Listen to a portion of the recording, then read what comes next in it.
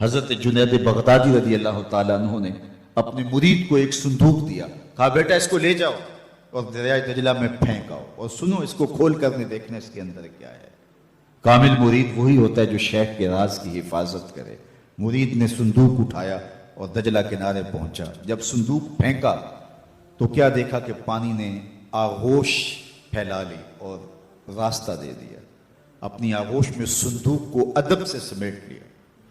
بڑا عجیب منظر دیکھا کہ صندوق پھینکا تو پانی کھل گیا، تو واپس آیا اور شیخ سے کہا حضرت یہ منظر میری آنکھیں نہ دیکھتی تو کبھی سوال نہ کرتا، اب مجھے تسکین نہیں آئے گی جب تک آپ بتائیں گے نہیں، مجھے بتایا جب صندوق میں تھا کیا جس کے لیے پانی نے بھی راہیں چھوڑی۔ تو فرمایا بیٹا تم نے منظر ہی ایسا دیکھا ہے، اگر میں راز سے پردہ نہیں اٹھاؤں گا تو تمہیں قرار نہیں ملے گا۔ سنو، میں نے 12 سال کی محنت شاقہ سے تصوف کے اسرار و رموز پر ایک کتاب لکھی اور پھر 12 سال اس کی نوک پلک سوارتا رہا کہ اس کا کوئی جملہ شریعت کے مزاج سے متصادم نہ ہو، شریعت کے مزاج سے ہٹ کر نہ ہو۔ 12 سال کتاب لکھتا رہا، پھر 12 سال اس کتاب کو دیکھتا رہا کوئی ایک حرف بھی، ایک جملہ بھی شریعت بیضا کی مخالفت میں نہ ہو۔ حضرت سیدنا عمر رضی اللہ تعالی عنہ کا ایک قول ہے، اور مبلغین کے لیے، علماء کے لیے، پیران طریقت کے لیے اس میں بہت روشنی ہے۔ آپ فرمائے یہ نہ دیکھو کہ تمہاری وجہ سے کتنے لوگ ہدایت پہ آئے، یہ دیکھو تمہاری وجہ سے کوئی گمراہ تو نہیں ہوا۔ ڈاکٹر یہ نہ دیکھے کہ اتنے لوگ میرے ہاسپٹل سے شفا پا کے گئے ہیں، یہ دیکھے کہ میری غلط دعائی سے کوئی مریض مر تو نہیں گیا۔ تو کہا میں نے 12 سال محنت کی ہے کہ اس کتاب کی نوک پلک سوارتا رہا، کوئی جملہ شریعت کے مزاج سے ہٹ کرنا ہو۔ 24 سال بیت گئے، اللہ اکبر۔ پھر 12 سال سوچتا رہا اس کتاب کو لوگوں تک پہنچاؤں کہ نہ پہنچاؤں۔ 12 سال اس سوچ میں گزر گئے۔ آج 36 سال گزرنے کے بعد میں نے فیصلہ کیا کتاب اللہ قرآن مجید کے ہوتے ہوئے لوگوں کو جنید کی کسی کتاب کی ضرورت نہیں ہے، اور یہ جو تم صندوق میں پھینک کے آئے ہو یہ میری 36 سال کی کمائی تھی۔ تو کتاب سے وابستگی اختیار کرنا، کتاب اللہ کے ساتھ تمسک اختیار کرنا، یہ تصوف کا وہ ضابطہ ہے جو صوفی کو حقیقی صوفی بناتا ہے۔ کہ دوسری بات والاقتداء بسنت رسول اللہ صلی اللہ علیہ وآلہ وسلم، حضور کی سنت کی اتباع و اقتداء، یہ دوسرا کام ہے جو صوفی کے کرنے کا ہے، اور جس کی طبع میں یہ چیز راسخ ہوتی ہے اور اپنے سالکین کو یہ چیز سکھاتا ہے کہ ان کی طبیعت میں حضور علیہ الصلوۃ والسلام کی سنت کو راسخ کر دے، حضور علیہ الصلوۃ والسلام کی اتباع ان کے اوپر لازم قرار اس انداز سے دے کہ ان کی نشست و برخاست حضور کی اداؤں کی مطابقت میں ہو۔ خلاف پیمبر کسے را گزید، ہرگز نہ خواہد بمنزل رسید۔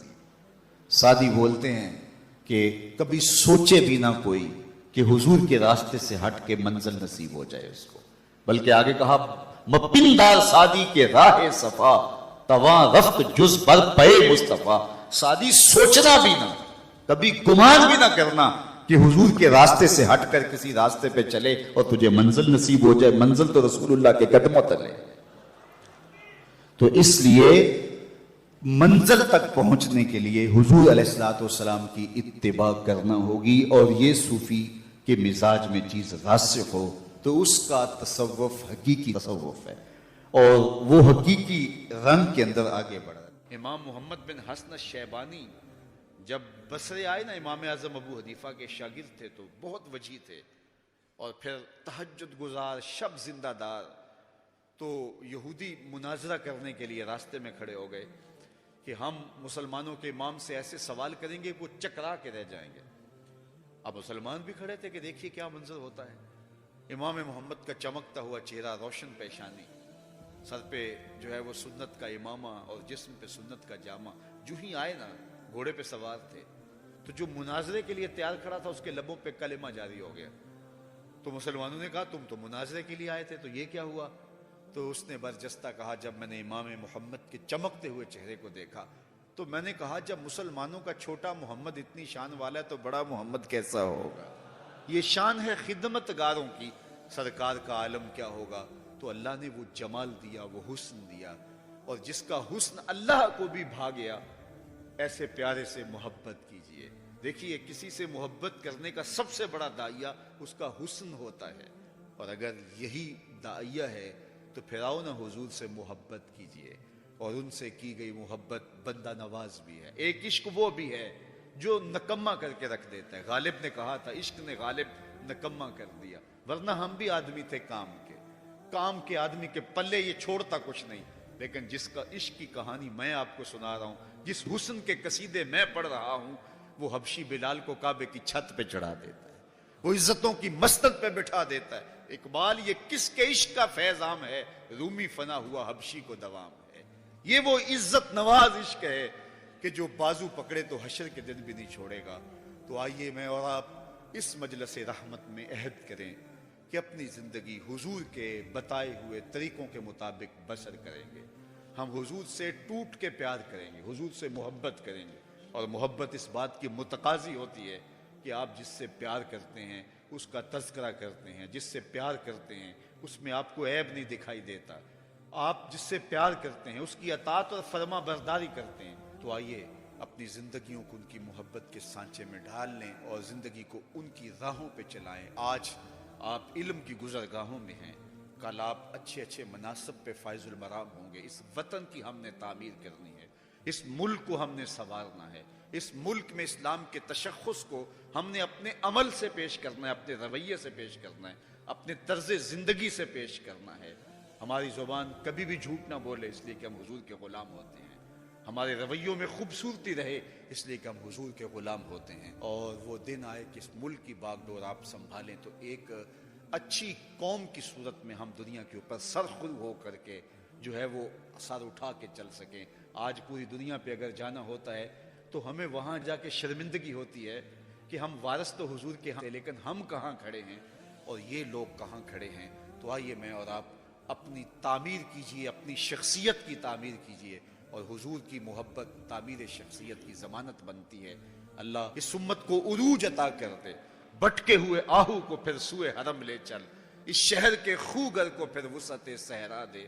میں بلبل نالہ ہوں اس اجڑے گلستاں کا، تاثیر کا سائل ہوں محتاج کو داتا دے۔ زندگی مشکل مراحل سے گزر جانے کا نام ہے۔ اقبال نے کہا تھا ہے شباب اپنے لہو کی آگ میں جلنے کا نام۔ یہ زندگی آسان نہیں ہے، یہ حالات کی تلخیوں کا مقابلہ کرنے کا نام ہے، یہ ضبط نفس کا نام ہے، یہ اپنے من کی تربیت کا نام ہے۔ حضرت امام راضی لکھتے ہیں کہ جب بچہ شکم مادر میں ہوتا ہے تو وہ 3 پردوں میں ہوتا ہے، ایک جھلی کا پردہ، ایک رحم مادر کا پردہ اور ایک پیٹ کا پردہ۔ تو 3 پردوں میں وہ بیچارہ بڑی عجیب سی حالت میں ہوتا ہے۔ یہ اس کا پہلا مرحلہ ہے تخلیق کے بعد۔ اس کے بعد پیدائش کا دوسرا مرحلہ ہے، یہ زچہ بچہ دونوں کے لیے موت و حیات کے مرحلے ہوتے ہیں۔ اس کے بعد وہ پیدا ہوا، اس دنیا پہ آیا، تو اس کی مشکل کیا ہے؟ زبان ہے بولنا نہیں جانتا، دیکھتا ہے پہچان نہیں سکتا، سنتا ہے سمجھ نہیں سکتا، ہاتھ ہیں پکڑ نہیں سکتا، ٹانگیں ہیں چل نہیں سکتا۔ کتنی مشکل بن گئی، یہ سب کچھ چیزیں ہونے کے باوجود بھی وہ بے بس دکھائی دیتا ہے، اس کو دودھ مانگنے کے لیے بھی رونا پڑتا ہے۔ تو یہ ایک مرحلہ تھا۔ پھر آہستہ آہستہ اس نے بولنا سیکھا، ایک ایک حرف کر کے لفظ جوڑ کے وہ جملے مکمل کرتا رہا۔ آج تو زبان کا طوطی بولتا ہے، آج تو بات کریں تو جو ہے وہ ماحول تھم جاتا ہے، لیکن انسان ذرا پلٹ کے آغوش مادر میں تیری ماں نے ایک ایک حرف تجھے سکھایا تھا، ایک ایک لفظ تجھے سکھایا تھا، لفظ کر کے حرف کر کے جملے بنے، اور آج تیری گفتار کی شوخی کے تذکرے زمانے میں ہیں، تو پھر تجھے بولنا سکھایا۔ تو چل نہیں سکتا تھا، آج تیری جو ہے وہ جولانیاں دیکھنے والی ہیں، تیری رفتار کو کوئی چھو نہیں سکتا ہے، تیری آنکھوں کی بجلیاں آج عقابوں سے بڑھ کر ہیں، آج تیرے کانوں کے اندر نغموں کا جہاں آباد ہے، آج تیرے ہاتھوں کی گرفت کے آگے شیر غراں بھی ہو تو وہ بھی بے بس ہو جاتا ہے، لیکن دیکھ تو کتنا مجبور تھا۔ اچھا چلو وہاں سے آگے آئے، پھر زندگی کو سیکھنا پڑتا ہے، آداب سیکھنے پڑتے ہیں، کس سے کیا بات کرنی ہے سیکھنا پڑتا ہے، آگے بڑھے، جوانی کی دہلیز پہ پہنچے۔ جوانی انسانی کی زندگی کا बांकपन होता है, उरूज होता है, अल्लाह अकबर। लेकिन जवानी को तकद्दुस माब रख के मंजिल तक पहुंचाना ये सबसे मुश्किल मरहला होता है। चूंकि जज्बात बेकाबू हैं, ख्वाहिशें आवारा हैं और ताहद नज़र नज़ारे ही नज़ारे जो दिल को खींचते हैं। कायनात में सबसे कीमती जौहर हजरत इंसान का उसकी इस्मत का जौहर है, और सबसे हसीन चेहरा वो है जो जिनसी कालक से अपने आप को बचा ले। तो जवानी हो, बांकपन हो और फिर अपनी ख्वाहिशात को बेकाबू ना होने दिया जाए, सबसे मुश्किल मरहला पूरी जिंदगी में ये आता है। किसी ने कहा था, किताबे ज़ीस्त का एक और बाब बीत गया, शबाब बीत गया, एक अजाब बीत गया। तो शबाब का खत्म होना और उसको खैरियत से मंजिल तक पहुंचना, ये कितना बड़ा मुश्किल मरहला होता है। जिसका जवानी में बातन का चेहरा मस्क हो जाता है और जिनसी कालक से जो चेहरा आलूदा हो जाता है, उसका इफ़्फ़त का दामन दागदार हो जाता है। तो इसलिए वो चेहरा ताबा है, वो चेहरा रोशन है, वो चेहरा मुनव्वर है जो अपने आप को कालिक नहीं लगने देता और अपनी इस्मत की हिफाजत करता है। तो ये मुश्किल तरीन लम्हा था। उसके बाद इमाम राज़ी कहते हैं अब शादी का मरहला हुआ तो पहले खुद अपनी जिम्मेदारी थी, अब किसी का बोझ भी उठाना पड़ा, ये अगली मुश्किल आ पड़ी। फिर बच्चे हुए तो फिर अपनी जिंदगी तो खत्म हो गई। फिर बुढ़ापे में चले जाएं, अर्ज़लुल उमर तक चले जाएं, ये सारी जिंदगी मुश्किलात मुश्किलात। लक़द खलक़नल इंसान फी कबद। तो हमें अमली तौर पे मुश्किलात के मुकाबले के लिए तैयार होना चाहिए। मैं और आप अगर जिंदगी के इस फलसफे से आगाह नहीं होंगे कि जिंदगी मुश्किलात का मजमुआ है, हालात की तलखियां सारी जिंदगी हमारे साथ रहेंगी, तो कोई भी तकलीफ, कोई भी अजियत, कोई भी ऐसा वाकया जो हम नहीं चाह रहे होंगे वो रूह पजीर होगा तो हम घबरा जाएंगे और फिर उस वक्त हम दुखी हो जाएंगे। इसलिए हमें अमलन अपने आप को इस बात के लिए आमादा करना पड़ेगा कि जिंदगी इन हालात की तलखियों से टकराने का नाम है और सारी जिंदगी हमें इन मराहल से गुजरते रहना पड़ेगा। मेरे हुजूर ने कितनी खूबसूरत बात इरशाद फरमाई, कौन फिद दुनिया का अन्ना का गरीब और का आबिर सबील। फरमाया दुनिया में ऐसे रहो जिस तरह कोई अजनबी रहता है, मुसाफिर रहता है। मुसाफिर आता है तो ठिकाना नहीं बनाता, चंद दिन उसने रहना होता है और महदूद सा ताल्लुक रखता है और वक्त गुजार के चला जाता है। तो कहा दुनिया में ऐसे रहो जिस तरह मुसाफिर रहता, औ का आबिर सबील, या सड़क अबूर करने वाला। अब जो सड़क अबूर कर रहा होता है तो वो हदफ पे निगाह रखे हुए होता है, लेकिन दाएं बाएं भी देखता है कि किसी गाड़ी से टकरा ना जाऊं, तो दाएं बाएं देख के बच करके सड़क अबूर कर जाता है। कहा दुनिया ऐसे गुजारो जिस तरह रास्ता काटते हो, जिस तरह सड़क अबूर करते हो कि दाएं बाएं देख करके गुजर जाओ, कोई गुनाह तुम्हारे दामन से लग न जाए और तुम इस दुनिया के अंदर अपने ईमान की मता न खो बैठो। तो दुनिया को इस तरीके से गुजारना हिकमत से, दानाई से, समझदारी से, हिज़्म व एहतियात से तकवा कहलाता है। हज़रत शेख जहांगीर समनानी अलैहि रहमा फरमाते हैं कि तकवा ये है कि नेकी करने के बावजूद भी डरता रहे, पता नहीं मेरी नेकी भी कबूल हुई या कि नहीं। हमें तो चंद दिन की नमाजों के बाद ज़ोम पैदा होने लगता है कि पता नहीं हम किस मर्तबे पे पहुंच गए। रूमी अलैहि रहमा लिखते हैं कुछ लोग हैं चंद दिन नमाजें पढ़ लें तो आसमान की तरफ देख रहे होते हैं कि आसमान से कोई हमारे लिए नाजिल हो रहा है कि नहीं हो रहा। तकवा ये है नेकी करने के बावजूद भी डरता रहे, पता नहीं मेरी नेकी भी कबूल हुई है या कि नहीं। अल्लाह अकबर। कितने लोग हैं, कितने मर्तबों पे होते हैं, लेकिन उनका अंजाम कितना बुरा हो जाता है। इसलिए हर वक्त डरना चाहिए कि खात्मा ठीक हो जाए। हज़रत अबी मुलैका रज़ी अल्लाह ताला अन्हु फरमाते हैं कि मैं 30 असहाबे रसूल से मिला हूँ और मैंने सबको ईमान के बारे में सख्त फिक्रमंद पाया है, अपनी आखिरत के बारे में सख्त फिक्रमंद पाया। सब कहते थे आखिरत ठीक हो जाए। वो लोग जिन्होंने हुजूर की सोहबत का शरफ पाया वो भी डरते थे कि हमारा अंजाम ठीक हो जाए और हम 5 नमाजें पढ़ लें तो बेनमाजियों को हकीर जानने लग जाते। तो इसलिए तकवा ये है नेकी के बावजूद भी डरता रहे, कहीं ऐसा ना हो कि आज हम नेक है कल ना हो। दुनिया के ऊपर कितने लोग मौजूद हैं کہ وہ کتنے مرتبے پہ پہنچے تھے، لیکن پھر آخرت ان کی اچھی نہ رہی۔ بلعام بن باورا کی مثال ہمارے سامنے ہے۔ بنی اسرائیل کا مستجاب الدعوات ولی تھا، اور جب ہاتھ اٹھا کے دعا مانگتا تو منہ پہ بعد میں ہاتھ آتے، قبولیت پہلے ہو جاتی۔ اتنا مقبول اور مستجاب الدعوات ولی تھا، لیکن پھر اسی کے بارے میں قرآن نے کہا مثلہ کمثل الکلب، اس کی مثال کتے کی مثال ہے۔ وقت کے نبی کے خلاف بد دعا کرنے کے لیے کھڑا ہو گیا، اور پھر جو کہنا تھا وہ اس کے اپنے حق میں نکل گیا، اور زبان لٹک گئی، زمین چاٹتا تھا۔ اور قرآن نے کہا وہ جو مستجابات ولی ہوا کرتا تھا، پھر اس کے بارے میں کہا اس کی مثال کتے کی مثال ہے۔ اسی لیے میاں صاحب بولے پڑھنے اتے مان کرینا تے نہ آکھی میں پڑھیا، پڑھنے اتے مان کرینا تے نہ آکھی میں پڑھیا، او جبار کہار صداوے متا روڑ دیوے دودھ کڑیا۔ ایک شخص آیا حضور کی خدمت میں اور اس نے اقرار کیا کہ میں نے بدکاری کی ہے، مجھے سنگسار کر دیا جائے۔ حضور نے ٹالا، اس نے پھر اصرار کیا، پھر ٹالا، پھر اصرار کیا، پھر کہا کہ تو حواس میں ہے؟ اس نے کہا جی میں ہوش حواس میں بات کر رہا ہوں۔ تو بہت مرتبہ، لیکن اس نے بار بار اقرار کیا، وہاں لے جاؤ اس کو سنگسار کر دو۔ سنگسار کیا جانے لگا، تو جب پہلا پتھر لگا نا اس کو تو وہ بھاگ کھڑا ہوا، تو صحابہ دوڑ کے اسے پکڑا، اور پکڑ کے پھر وہاں گڑے میں رکھا اور اس پر سنگسار کیا۔ حضور کو پتا چلا تو حضور ناراض ہوئے، کہا بھاگ گیا تھا تو بھاگ جانے دیتے۔ اللہ اکبر۔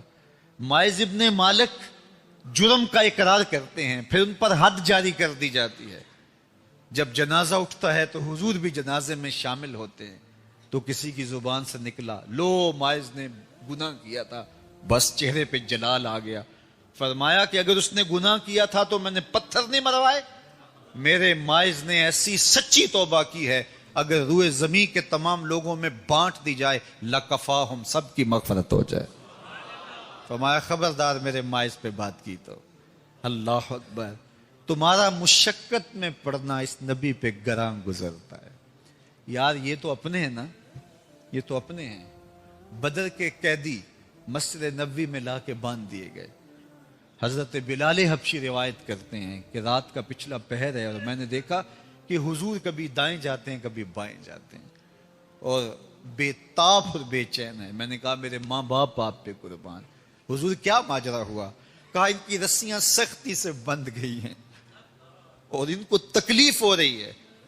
وہ جو خون کے پیاسے تھے، پھر ان کی رسیاں جو ہیں وہ ڈھیلی کی گئیں، پھر حضور کے دل کو قرار ملا۔ مجھے بتاؤ کوئی ایسا بھی پیار کرنے والا ملے گا؟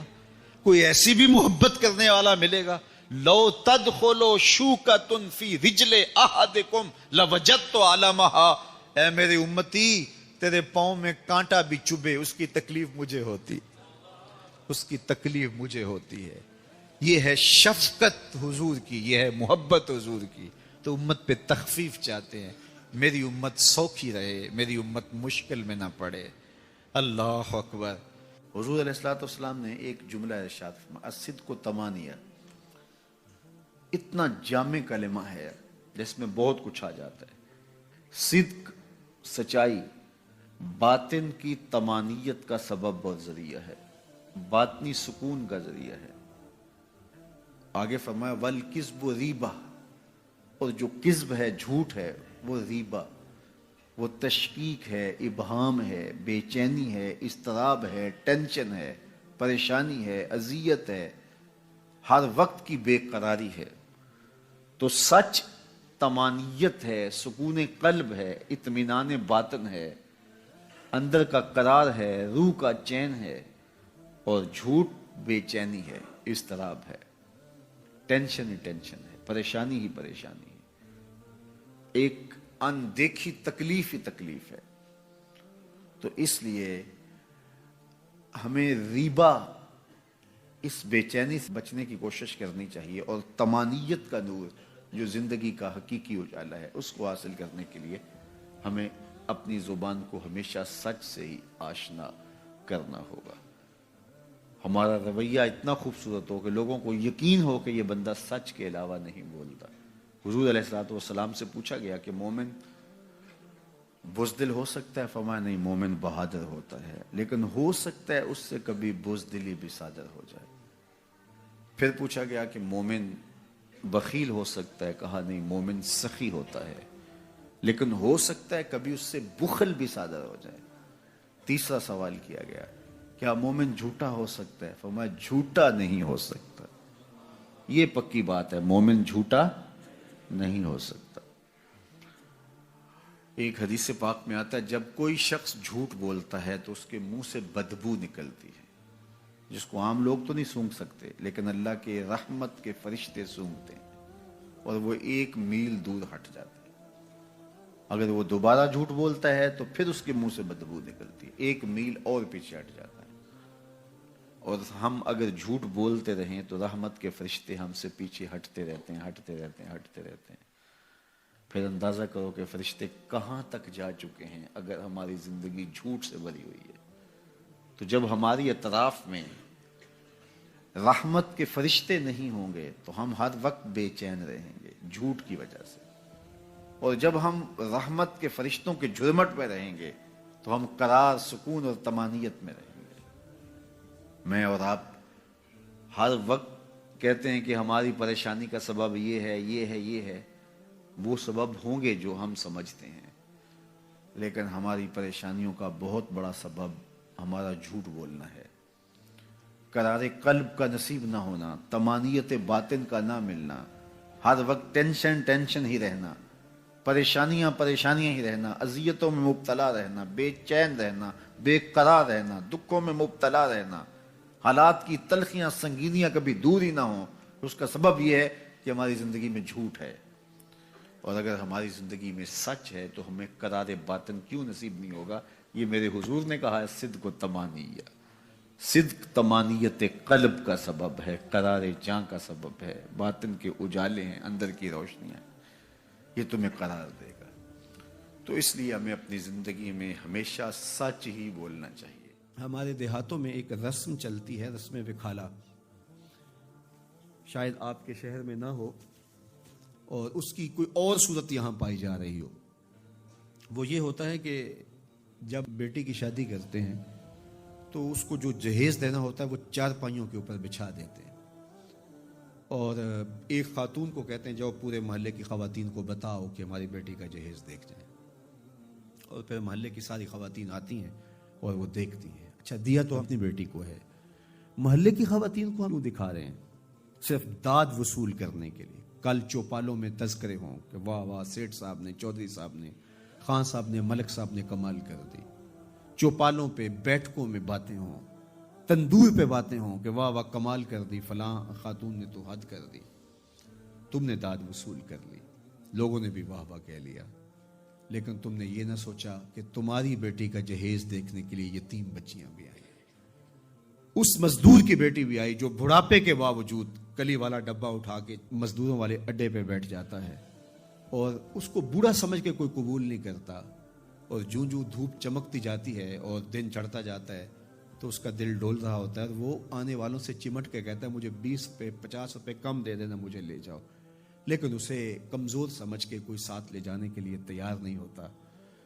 تو پھر جب وہ ہاتھ میں ڈبہ اٹھائے واپس جاتا ہے تو کوئی جانتا ہے اس کے قدم کتنے بوجھل ہوتے ہیں؟ گھر کی دہلیز عبور کرنا پل صراط عبور کرنے کے مترادف ہوتا ہے اس کے لیے، اور اس کی بیٹیاں جو گھر میں دہلیز پہ بوڑھی ہو رہی ہیں اور انہیں صرف اس لیے قبول نہیں کیا جا رہا کہ وہ غریب کی بیٹیاں ہیں، جب اپنے باپ کو خالی آج بھی مزدوری کے بغیر آتا ہوا دیکھتی ہیں تو کوئی ان کے اندر کی گھٹن اور بے چینی کا اندازہ کر سکتا ہے؟ کوئی پیمانہ ہے آپ کے پاس جو اس کے درد کو ناپ سکے؟ تمہاری بیٹی کا جہیز اس مزدور کی بیٹیاں بھی دیکھنے آئیں، تم نے تو داد وصول کر لی، لیکن جو زخم ان کے کلیجے پہ لگے اس کا مداوا کس کے پاس ہے؟ تارا ٹوٹتا سب نے دیکھا، یہ نہ دیکھا ایک نے بھی، کس کی آنکھ سے آنسو ٹپکا، کس کا سہارا چھوٹ گیا۔ تو میرے حضور تو کس قدر نزاکت قلبیہ کا لحاظ رکھنے کی تلقین کرتے ہیں کہ اپنے گوشت کی خوشبو سے غریب ہمسائے کو بھی تکلیف نہ دو۔ سید سلیم گیلانی نے لکھا تھا کہ امیر آدمی آسائش نہ چھوڑیں، نمائش چھوڑ دیں تو غریبوں کی جان سوکھی ہو سکتی ہے، لیکن ہم اپنا طرز عمل بدلنے کے لیے تیار نہیں ہوتے ہیں۔ آج جو ایلیٹ کلاس کا طرز زندگی ہے اس نے غریبوں کی زندگی کو اور اوکھا کر دیا ہے. میرے حضور کو میرے رب نے اختیار دیا کہ اگر آپ چاہیں تو یہ بتا مکہ سونے اور چاندی کا بن جائے، لیکن حضور نے فرمایا نہیں، کہ میں جو ہے وہ فقر کی زندگی کو اختیار کرتا ہوں. آج غریب حضور کو دیکھ کر کے ایک تسکین پا جاتا ہے، اور اگر حضور کی سیرت کا یہ عنوان ہمارے سامنے نہ ہوتا تو پھر بتائیے آج غریب کے لیے جائے امان کہاں ہوتی.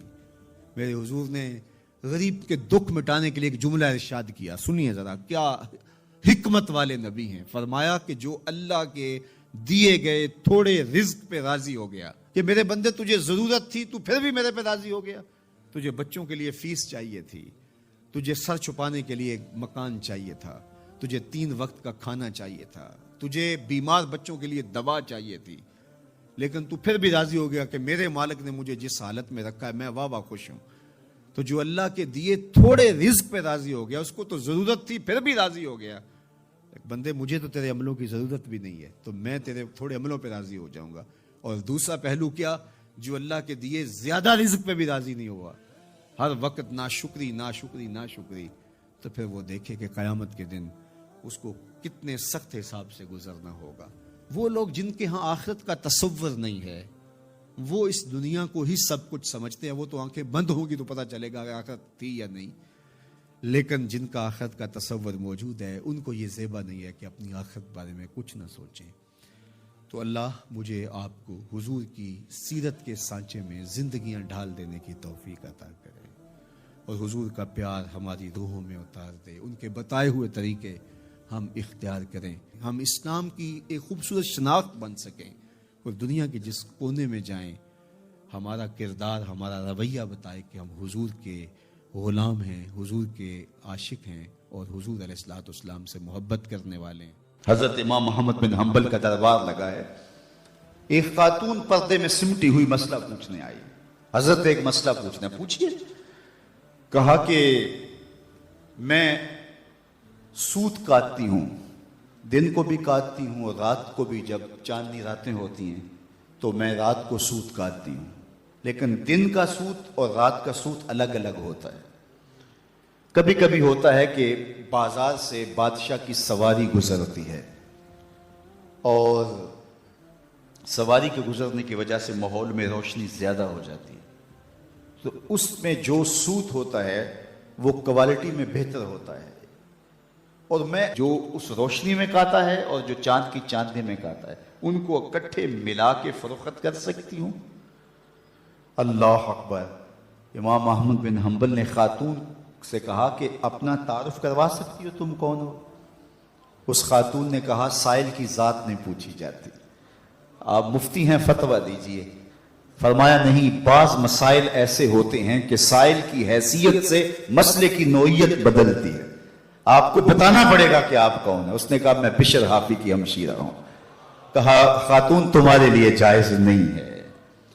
امام الشاہ احمد رضا خان فاضل بریلوی علیہ رحمہ ایک دعوت پہ تشریف لے گئے، تو اس نے انواع و اقسام کی چیزیں رکھی، تو شوربہ بھی رکھا. تو آپ نے تھوڑا سا شوربہ چکھا تو اتنا لذیذ تھا کہ جی چاہا کہ شوربہ پیوں. تو صاحب دعوت کو بلایا، کہا کہ اگر تم اجازت دو تو میں شوربہ پی سکتا ہوں. اس نے کہا حضرت یہ سب کچھ رکھا ہی آپ کے لیے. کہا نہیں، شوربے کا عرف معقول ہے، مشروب نہیں. شوربہ کھایا جاتا ہے، پیا نہیں جاتا، اس کا عرف معقول ہے، مشروب نہیں. تم نے شوربہ تیار کیا ہے کھانے کے لیے، سالن کے طور پہ، اور اگر میں پی لوں اور میرے دیکھا دیکھی باقی بھی پینے لگے تو شوربہ تو ایک جھٹکا بھی نہیں لے گا اور تمہیں شرمندگی ہوگی. اس لیے میں اگر پینا چاہتا ہوں تو میں آپ سے اجازت لینے کا پابند ہوں، اس لیے کہ میں عرف سے ہٹنے لگا ہوں. اور ہم سب کچھ ہڑپ کیے جا رہے ہیں، اور ہم صوفی ہوتے ہیں، ہم غوث زماں ہوتے ہیں. آج کل ہر آستانے پہ غوث زماں ہوتا ہے، ہر آستانے پہ قطب زماں ہوتا ہے. کبھی صدیوں بعد کوئی غوث آیا کرتا تھا. اللہ اکبر. کیسا طوفان بدتمیزی مچا ہوا ہے، اور کیسے القابات کی بے توقیری ہو رہی ہے. ہر لئی میں رازدار دین چھپے. اقبال نے کہا ہر کمینہ دین کا رازدان بن کے بیٹھ گیا ہوا ہے. تو یہ ہیں ہمارے بزرگوں کی احتیاطیں، یہ طریقت کا مزاج ہے۔ علامہ اقبال نے ایک جگہ لکھا ہے کہ جب تصوف فلسفہ بننا چاہتا ہے تو فقیر کی روح اس سے بغاوت کرتی ہے، اور اگر تصوف رہے تو کون تصوف کا ماننے والا نہیں ہوگا؟ آج گلی گلی جو صوفیاء اور اولیاء اور تصوف کے خلاف لوگ بولتے ہیں، انہوں نے جو تصوف دیکھا ہے انہیں بولنا چاہیے۔ اگر حاتم الصم کا تصور پیش کیا جائے، اگر احمد بن حنبل کا تصوف پیش کیا جائے، اگر اعلیٰ حضرت کا تصوف پیش کیا جائے تو وہ کہیں گے اس تصوف پہ تو ہماری جان بھی قربان۔ تو یہ تصوف کی حقیقی روح ہے، یہ تصوف کا حقیقی رنگ ہے، لوگوں کو اذیت میں مبتلا نہ کیا۔ لوگ کتنی تعداد ہے اور ان کے پاس کھانے کے لیے بھی کچھ نہیں ہے، صبح لڑائی لڑوئی کوئی نہیں ہونی، رسیاں اکٹھی کرو، انہیں پکڑیں گے، اونٹوں سے باندھیں گے، جکڑیں گے اور لے جائیں گے مکے میں، دنیا کو ان کا تماشا دکھایا کریں گے۔ یہ ایک نیا دین لے کے آئے تھے۔ رعونت برے جب اس نے یہ جملے کہے تو عمیر جو اپنی آنکھوں سے مسلمانوں کو دیکھ کر کے آیا تھا، اس نے کہا میری ایک بات بھی سن لو۔ اس نے کہا کہ اے قریش کے سردارو، تم یہ مشاورت کر رہے ہو کہ رسیاں اکٹھی کرو، صبح لڑائی نہیں ہونی، ان کو پکڑیں گے اور جکڑیں گے، لیکن میں تمہیں مشورہ یہ دیتا ہوں کہ رات کی تاریکی میں بھاگ سکتے ہو تو بھاگ جاؤ۔ اس قوم سے لڑنا تمہارے بس کا روگ نہیں ہے جو مرنے کے لیے آئی ہے۔ اب سنیے لفظ عمیر کے جو ابن حشام نے لکھے ہیں۔ اس نے کہا وَلَٰكِنْ رَأَيْتُ يَا مَعْشَرَ قُرَيْشَ الْمَنَايَا تَحْمِلُ الْبَلَايَا، اے قریش کے سرداروں تکبر میں نہ آؤ، میں نے اپنی ان آنکھوں سے دیکھا ہے یثرب کی اونٹنیاں اپنی پشتوں پہ میری موتیں اٹھا کے لے آئی، اور وہ زخمی سانپوں کی طرح پیچ و تاب کھا رہے ہیں، کل ان میں سے کوئی مرے گا نہیں جب تک تم میں سے ایک ایک کو لڑ نہیں جاتا، اور اگر اتنے بندے تمہارے مر جائیں تو پھر تمہارے جینے پہ بھی افسوس۔ تم کہتے ہو رسیاں اکٹھی کرو، میں کہتا ہوں رات کی تاریکی سے فائدہ اٹھاؤ اور بھاگ جاؤ۔ پھر اگلے دن عظیمت کی جو داستاں حضور کے غلاموں نے رقم کی، میرے رب نے بھی اس کو یوم فرقان کہا۔ 5000 فرشتہ اترا، اللہ کی مدد نازل ہوئی۔ حضرت صدیق اکبر فرماتے ہیں حضور مسجد عریش میں ہیں اور بار بار کہتے ہیں ایسی دعا نہ آج تک کسی نے مانگی ہے اور نہ کوئی مانگ سکتا ہے، ناز والی دعا، اللہم ان تہلک ہذہ العصابہ لم تعبد فی الارض ابدا، اے اللہ میں نہیں کہتا کہ ان کو بچا لے، لیکن پوری کائنات میں تیرے نام لینے والے بس یہی 313 ہیں، میں نہیں کہتا تو انہیں بچا لے، لیکن مالک سن لے اگر یہ نہ رہے تو قیامت تک تجھے بھی رب کوئی نہیں کہے گا۔ اللہ اکبر۔ حضرت ابوبکر صدیق کہتے ہیں حضور کی چادر سر سے سرک کے کندھوں پہ آ جاتی اور کندھوں سے سرک کے پیٹھ پہ آ جاتی، میں اس چادر کو اٹھا کے پھر سر پہ رکھتا اور کہتا ہے حسبک یا رسول اللہ، حضور بس کرو بس اللہ کی مدد آ جائے گی، لیکن حضور روئے جا رہے ہیں اور یہ دعا مانگے جا رہے ہیں اللہم ان تہلک ہذہ العصابہ لم تعبد فی الارض ابدا۔ عجیب رنگ ہے۔ کہتے پھر اچانک حضور نے سر اٹھایا اور فرمانے لگے ابشر یا ابا بکر، ابو بکر مبارک ہو، ھذا جبریل، یہ جبریل آ رہا ہے، آخذ بانان فرسہ، گھوڑے کی لگام تھامی ہوئی ہے اور سامنے والے دانتوں پہ غبار جمع ہوا ہے، وہ دیکھو اللہ کی مدد آ گئی ہے۔ اللہ اکبر۔ اللہ نے وہ مسلمانوں کی مدد کی، وہ داستانیں رقم ہوئیں۔ اللہ اکبر۔ پھر غزوہ تبوک بھی ہوا، پھر غزوہ احد بھی ہوا، غزوہ حنین بھی ہوا، جنگ احزاب کا مارکہ بھی لگا۔ اللہ اکبر۔ جنگ خیبر بھی بپا ہوئی، اللہ نے مسلمانوں کو عزت دی، سرخوردی دی۔ پھر وہ وقت بھی آئے، حضرت ابو عبیدہ بن جراح رضی اللہ تعالی عنہ نے حضرت عمر رضی اللہ تعالی عنہ کو لکھا کہ آپ یروشلم آ جائیں، اللہ نے بیت المقدس کو فتح عطا کر دیا۔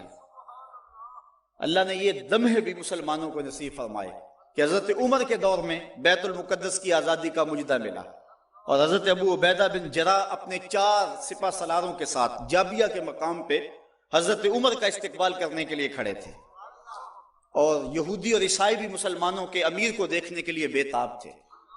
جب حضرت عمر رضی اللہ تعالیٰ عنہ مدینے سے چلے نا تو آپ نے ایک غلام ساتھ لیا اور ایک اونٹنی لی اور سواری باری باری کرتے تھے۔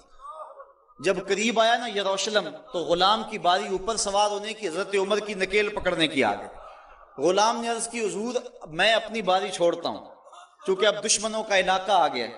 تو حضرت عمر رضی اللہ تعالیٰ عنہ فرمایا نہیں میں نکیل پکڑوں گا.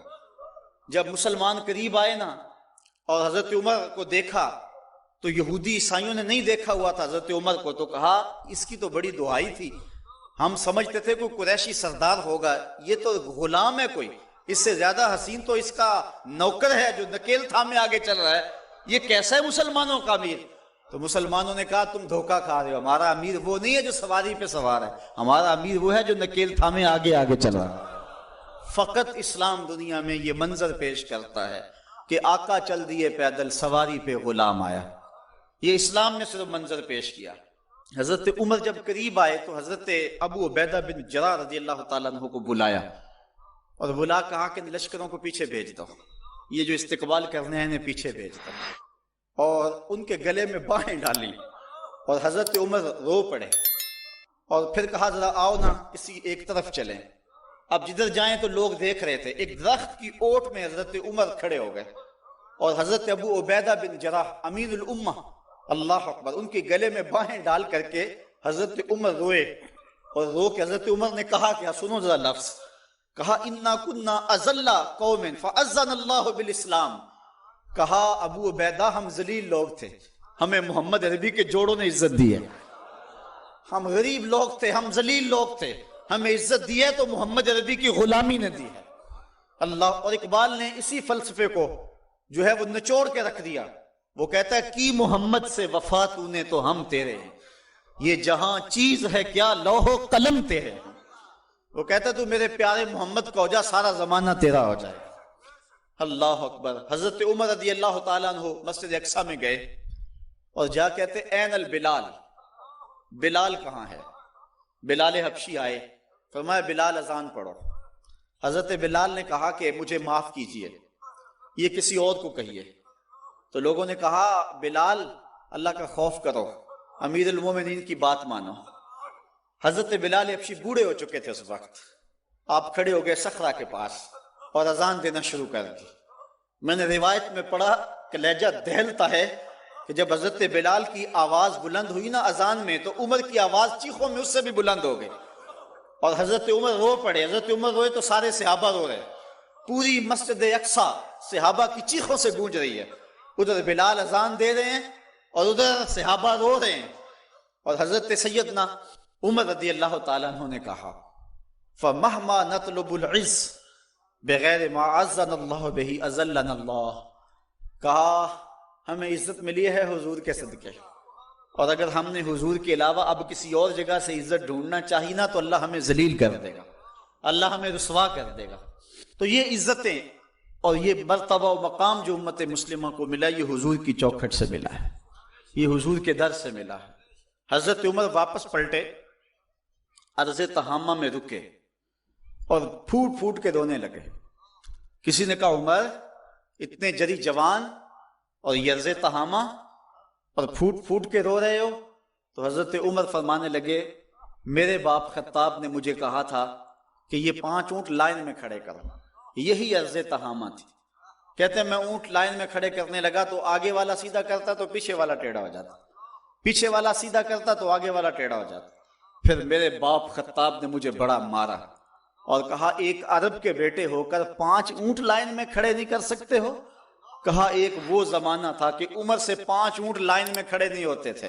کہا آج زمانہ یہ ہے 25 لاکھ مربع میل کی حکمرانی ہے, شرق سے لے کر غرب تک ساری دنیا ایک لائن میں کھڑی ہے. یہ محمد کے جوڑوں کا صدقہ نہیں ہے تو اور کیا ہے. اللہ کی محمد سے وفا تو نے تو ہم تیرے ہیں, یہ جہاں چیز ہے کیا لوح و قلم تیرے. حضور سے وفا کے رشتے کو استوار تو کر کے رکھ. حضرت سفینہ رضی اللہ تعالیٰ عنہ حضور کے صحابی ہیں, جنگل میں جا رہے ہیں, ایک شیر نے انسانی بو پائی تو آپ کی طرف دوڑتا ہوا آیا. ایک شیر کو آتے ہوئے دیکھ کر کے حضرت سفینہ گھبرائے نہیں ہیں, بلکہ شیر کو کہتے ہیں یا ابل حارث انا مولا رسول اللہ. اور جنگل کے شیر جانتا نہیں میں کون ہوں, میں حضور کا غلام ہوں. شیر نے 2 مہلانی شروع کر دی اور آگے چلنے لگا, اور اس نے زبان حال سے کہا اگر تو حضور کا غلام ہے تو میں تیرا غلام ہوں. تو حضور سے وفا کا رشتہ استوار کر کے تو دیکھ، سارا زمانہ تیری غلامی اختیار نہ کر گیا تو کہنا، حضور سے محبت کا رشتہ استوار کر، تعلق کا رشتہ استوار کر۔ آج ہماری ناکامی یہ ہے کہ حضور سے ہم دور ہو گئے۔ اقبال نے اس دکھ کو اپنے انداز میں بیان کیا، اے تہی از ذوق و شوق و سوز و درد، می شناسی اسر ما با ما چے کرد، اسر ما ماز ما بیگانہ کرد، از جمال مصطفیٰ بیگانہ کرد۔ وہ کہتا ہے تو سمجھتا ہے کہ ہمارے ساتھ کیا ہوا ہے؟ ہمارے عہد کی ستم ظریفی یہ ہے کہ اس نے ہمیں ہم سے دور کر دیا۔ عہد ما ماراز ما بیگانہ کرد، ہمارے دور نے ہمیں ہم سے دور کر دیا۔ کیوں؟ از جمال مصطفیٰ بیگانہ کرد، اس نے ہمیں حضور سے دور ہٹا دیا ہے۔ ہم سمجھتے ہیں کہ شاید ہم مادی ترقی کریں گے تو دنیا پہ غالب ہوں گے۔ حضرت عمر کا یہ قول میری آج کی اس تقریر کا نقطہ کمال ہے۔ آپ فرماتے ہیں اللہ نے جس وجہ سے ہمیں پہلے دن عزت دی تھی، اگر ہم نے اس کو چھوڑا تو ہمیں ذلت ملے گی۔ اگر اس عزت کے نشان سے وابستہ رہیں گے تو عزتیں ملتی رہیں گی۔ اور اس فلسفے کو اقبال نے اپنے الفاظ میں یوں بیان کیا، کی محمد سے وفا تو نے تو ہم تیرے ہیں۔ آسمان سے صدا آ رہی ہے، کی محمد سے وفا تو نے تو ہم تیرے ہیں، یہ جہاں چیز ہے کیا لوح و قلم تیرے ہیں۔ قلم بھی تیرے ہاتھ میں دیں گے، لوح بھی تیرے ہاتھ میں دے دیں گے، پھر اپنی تقدیر خود ہی لکھتا رہنا۔ جو لکھتا رہے گا وہی کرتے رہیں گے۔ بندے سے خود تقدیر پوچھے گی بتا تیری رضا کیا ہے، یہ مرتبہ نصیب ہو جائے گا تجھے۔ اگر ہم حضور سے وفا کے رشتے کو استوار کرتے ہیں تو پھر زمانہ ہمارا باج گزارا ہے، ورنہ در در کی ٹھوکریں ہمارا مقدر۔ یہ تاریخ ساز جملہ مسجد اقصی کو جاتے ہوئے حضرت عمر رضی اللہ تعالیٰ عنہ نے کہا تھا، اے ابو عبیدہ، جس چیز نے ہمیں پہلے دن عزت دی تھی، ہم ذلیل قوم تھے، اگر ہم نے اس چیز سے ہٹ کر کسی اور جگہ سے عزت مانگی تو عزت نہیں ملے گی، اللہ ذلت دے گا۔ اس لیے ہم اگر عزت چاہتے ہیں تو پھر اسی چوکھٹ پہ آنا ہوگا، اور وہ چوکھٹ محمد عربی کی ہے۔ علامہ اقبال بڑا خوبصورت جملہ کہا، مغرب کا فائدہ اس میں ہے کہ وہ آگے کی طرف جائے۔ مغرب اگر آگے جائے تو اس کی مجبوری ہے، اس کے پیچھے ہے کچھ نہیں۔ اگر مغرب پیچھے پلٹے تو پیرس کی گلیوں میں کیچڑ نظر آتا ہے، اگر پیچھے پلٹے مغرب تو سوائے اندھیرے کے کچھ نظر نہیں آتا۔ لیکن اگر مسلمان پیچھے جائے تو مدینے کی گلیاں وحی کے نور سے چمکتی ہوئی نظر آتی ہیں۔ پیرس میں تو اندھیرا ہے لیکن ہمیں بغداد عروس البلاد نظر آتا ہے۔ جب شارلیمان اس کے لارڈز ابھی دستخط کرنے کی مشق سے گزر رہے تھے، ابن حزم کے قلم سے 1000 کتابیں نکل چکی تھی۔ جب یورپ ابھی سواد آشنا بھی نہیں تھا، ہمارے منجم ستاروں پہ کمندیں ڈال چکے تھے۔ اس لیے ہمیں آگے جانے کی کیا ضرورت ہے؟ ہمارے تو پیچھے روشنی ہے، ہمارے پیچھے نور ہے، پیچھے اجالے۔ وہ ایک زمانہ تھا کہ بش نے کہا تھا، آپ کو یاد ہوگا 9/11 کے واقعہ کے بعد، کہ ہم تمہیں پتھر کے زمانے میں دھکیل دیں گے۔ تو مصطفی اجتماع کے موقع پہ میں نے متصل چند دن بعد بیان کے گفتگو کرتے ہوئے کہا تھا کہ گوری چمڑی والوں کے لیے پتھر کا زمانہ تو نامانوس ہوگا، لیکن ہماری زندگی کا سارا حسن تو اسی پتھر کے زمانے میں پڑا ہوا ہے۔ میں نے کہا تھا ڈراتے ہو میں اس زمانے سے، ہمیں تو لے جاؤ اس پتھر کے زمانے میں جہاں کھجور کی چٹائی پہ بیٹھ کے محمد عربی زمانے کو زندگی کا درس دے رہے ہیں۔ جب مسجدیں کچی تھی، ایمان پکے تھے، وہ ٹپکتی ہوئی چھتیں لیکن ایمان پختہ، وہ ممیاتی ہوئی بکریاں، وہ جگالی کرتے ہوئے اونٹ، وہ مدینے کی کچی گلیاں لیکن پختہ کار لوگ۔ ہمیں تو لے جاؤ اس زمانے کے اندر جہاں زندگی کا حسن تھا اور زندگی کا جمال پایا جاتا تھا۔ زندگی کا سارا حسن اگر ہم ڈھونڈتے ہیں تو ہمیں اس زمانے میں ملتا ہے۔ اللہ اکبر! کبھی ہے نوجوان مسلم تدبر بھی کیا تو نے، وہ کیا گردوں تھا تو جس کا ہے کہ ٹوٹا ہوا تارا، تجھے آبا سے اپنے نسبت ہو نہیں سکتی، وہ کردار تو گفتار، وہ ثابت تو سیارہ، وہ موتی علم و حکمت کے کتابیں اپنے آبا کی، جو دیکھا ان کو یورپ میں تو دل ہوتا ہے سی پارا۔ صاحبو آئیے ہم اپنے اس دور کی طرف پلٹنے کی کوشش کریں، اس دور حسین کی طرف، اس خوبصورت زمانے کی طرف، محبتوں کے اس سلسلے کی طرف جہاں نور ہی نور اور روشنی ہی روشنی نظر آتی ہے، جہاں اجالے ہی اجالے نظر آتے ہیں، جہاں محبتوں کے کھلے ہوئے گلاب نظر آتے ہیں۔ ہماری زندگی کا سارا حسن، ہماری زندگی کا سارا جمال اور ہماری زندگی کی ساری روشنی اسی دور فرخ فال کے اندر ہے اور اسی دور حسین کے اندر ہے۔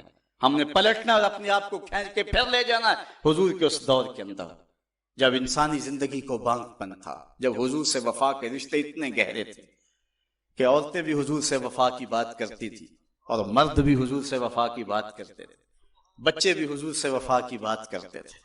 محبتوں کا سلسلہ، آج وفا کا سلسلہ ٹوٹ گیا. آج حضور کی توہین ہوتی ہے تو کسی کو بولنے کی توفیق نہیں ہوتی. جمہوریت پہ بات ہوتی ہے تو سارے بول پڑتے ہیں، اور محمد عربی کو گالی دی جاتی ہے تو کسی کو توفیق نہیں ہوتی ہے. ہم سمجھتے ہیں کہ شاید جمہوریت میں ہماری بقا ہے، کوئی سمجھتا ہے کہ ماشاء اللہ نظام کے اندر ہماری بقا ہے. اگر ہمیں بقا ملے گی تو محمد عربی کے قدموں سے ملے گی. زندگی کا سارا حسن اسی چوکھٹ کے اندر موجود ہے. ہمیں یہاں سے اجالے ملیں گے جہاں سے روشنی ملے گی. آؤ تمہیں وفا کی ایک کہانی سناؤں، آؤ محبتوں کی ایک کہانی سناؤں. مدینے کا شہر ہے، اللہ کے محبوب جلوہ فراز ہیں. مسجد نبوی میں ہر لمحہ نور برستا تھا. آقا تشریف فرماتے اور صحابہ حضور کے گرد یوں بیٹھتے جس طرح چاند کے گرد ہالہ ہوتا ہے اور بدر تمام کے گرد ستارے ہوتے ہیں. آقا باز و تلقین کرتے، لوگ سنتے، من میں اتارتے، روحوں کو تازگی دیتے. ایک چھوٹا سا بچہ ہے جو ننھے ننھے پاؤں سے چل کے مسجد نبوی میں پہنچ جاتا ہے. نام اس کا عمیر ہے. بمشکل سے بولنا سیکھا ہے اس نے. آقا کریم علیہ السلام کی خدمت میں کبھی وہ اپنے چچا جلاس بن سوید کے ساتھ جاتا ہے، کبھی وہ اکیلا بھی چلا جاتا ہے. ایک دن اس کا چاچا نہیں گیا لیکن بچہ گیا اور حضور کی بات سنی. آقا کریم نے آخرت کے بارے میں، قیامت کے بارے میں نقشہ بیان کیا. جب وہ بچہ واپس پلٹا نا تو اپنے چچا کو کہتا ہے، یا اماہ سمیت رسول اللہ صلی اللہ علیہ وسلم یخبرنا عن الساعہ حتی کانی اراہا رای العین. اے میرے چچا، آج میں نے حضور کو قیامت کا ذکر کرتے دیکھا ہے، اور حضور نے ایسا ذکر کیا ہے کہ قیامت کا نقشہ میری آنکھوں کے سامنے آ گیا تھا. یہ بات جو ہے وہ اس بچے نے اپنے چچا کو سنائی، کیونکہ چچا آج غیر حاضر تھا اور بیٹا چاہ رہا تھا کہ میں اپنے چچا کو بھی حضور کی مجلس سے وہ سنی ہوئی بات بتا دوں اور جو محروم ہو گیا اس کی محرومیاں دور ہو جائیں. لیکن اس کا چاچا جلاس بن سوید ازلی بدبخت تھا. اس نے کہا، واللہ لو کان محمد صادقا لنحن شر من الحمیر. اللہ کی قسم اگر محمد سچا ہے نا تو ہم گدھوں سے بھی پھر گئے گزرے. جب یہ بات کہی اس نے تو اس بچے کے پاؤں تلے سے زمین نکل گئی کہ میرا چچا کیا بول رہا ہے. یہ تو مجھے انگلی لگا کہ مسجد نبوی میں لے جایا کرتا تھا اور اس نے یہ کیا بات کہہ دی، یہ تو منافق نکلا. اللہ اکبر. اس بچے کی حیرت کی انتہا نہ رہی کہ یہ کیا ماجرا ہو گیا. اس بچے نے جو لفظ کہا اب سنیے. اس نے کہا، یا امی، اے میرے چچا، واللہ انکا کنت من احب الناس الی قلبی. اللہ کی قسم میرے دل کو سب سے اچھا اگر کوئی لگتا تھا بندہ تو وہ تو تھا. میں تیرے سے پیار کرتا تھا اس لیے کہ تو مجھے انگلی سے لگا کے حضور کی چوکھٹ پہ لے جایا کرتا تھا. مجھے اس لیے تو پسند تھا، مجھے کائنات میں سب سے محبوب تو تھا. واللہ لقد اصبحت الان ابغضهم الی قلبی جمیعا. اور اب میری حالت یہ ہے جتنا برا تو لگتا ہے واللہ مجھے کوئی بھی نہیں لگتا. یا امی انا بین الاثنتین. ہمارے ماں باپ قربان اس بچے پہ. حضرت عمیر بن سعد رضی اللہ تعالیٰ عنہ کہتا ہے، یا امی، اے میرے چچا، واللہ انکا کنت من احب الناس الی قلبی. اس زمانے میں سب سے پیارا مجھے تو لگتا تھا. واللہ لقد اصبحت الان ابغضهم الی قلبی جمیعا. اور آج سب سے زیادہ مجھے برا تو لگتا ہے. آگے لفظ سنیے بچے کے، یا امی انا بین الاثنتین. چچا جی، اب میں ایسے دو راہے پہ کھڑا ہو گیا ہوں. دو راستے جاتے ہیں. ایک راستہ تو میرے لیے یہ ہے، اما ان اخون اللہ و رسولہ فلا اخبر الرسول.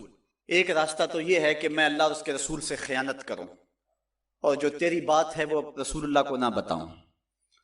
ایک تو یہ راستہ ہے کہ میں حضور سے خیانت کروں، اللہ سے بھی خیانت کروں، اور جو تو نے کہا ہے، جو تو نے بدتمیزی کی ہے، میں وہ بات حضور کو نہ بتاؤں.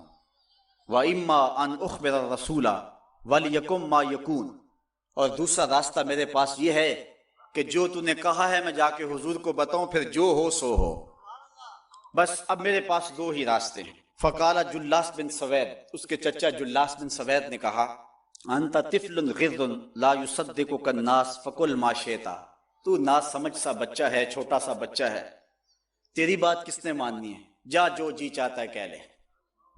وہ بچہ اٹھا اور حضور کی مجلس میں پہنچ گیا، حضور کی چوکھٹ پہ حاضر ہوا، اور وہ بچہ کیا کہتا ہے؟ صاحبو، ان کانوں سے نہیں، ان جملوں کو دل کے کانوں سے سننا ہے، اور اس دعا کے ساتھ اللہ ہماری نسل کو بھی حضور کا ایسا پیار دے، حضور کی محبت میں دے۔ وہ کیا کہتا ہے؟ یا رسول اللہ صلی اللہ علیہ وسلم، الجلاس بن سوید خان اللہ و رسولہ، حضور جلاس بن سوید نے اللہ اور اس کے رسول سے خیانت کی ہے، وَهُوَ عَمِّي، اور میرا چچا لگتا ہے۔ اگلے لفظ سنیے، وَقَدْ تَبَرَّأْتُ إِلَى اللَّهِ ثُمَّ إِلَيْكَ مِنْهُ، حضور میں پہلے اللہ کے حضور پھر آپ کے حضور اس سے بیزاری کا اعلان کرتا ہوں۔ حضور میرا اس سے کوئی تعلق نہیں ہے، میرا اس سے کوئی واسطہ نہیں ہے، میں اللہ سے بھی کہتا ہوں میرے مالک، میرا چچا سے کوئی تعلق نہیں ہے چونکہ وہ تیرے محمد کا دشمن ہے۔ حضور میں آپ سے بھی کہتا ہوں کہ میرا میرے چچا سے کوئی تعلق نہیں ہے چونکہ وہ آپ کا دشمن ہے۔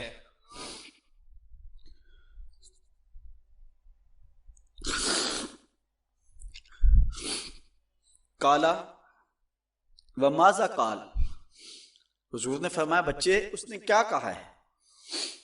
بچے نے ساری کہانی سنا دی کہ میں نے آپ کی تقریر سنی، آپ کی گفتگو سنی اور جا کے بتائی، تو اس نے کہا کہ اگر وہ سچے ہیں تو پھر تو ہم گدھوں سے بدتر ہو گئے۔